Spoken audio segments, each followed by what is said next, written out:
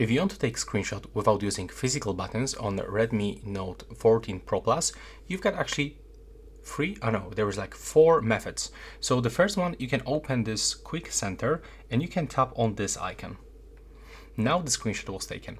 Another method is to simply scroll with your 3 fingers down. I mean, just swipe and through your screen. And as you can see, this gesture allows you to capture these screenshots. And another option, you can go into settings, then you have to go into home screen, move into system navigation. You will have to use buttons actually. Select button shortcuts and set for one of this shortcut to take a screenshot.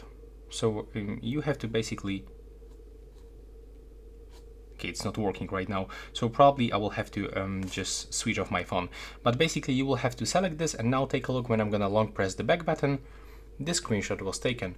And the last method to do this is to go into additional settings, open accessibility, go into accessibility menu, turn it on, scroll, click allow, tap on this icon and tap to take a screenshot. So as you can see, that will be all. Now please leave a like.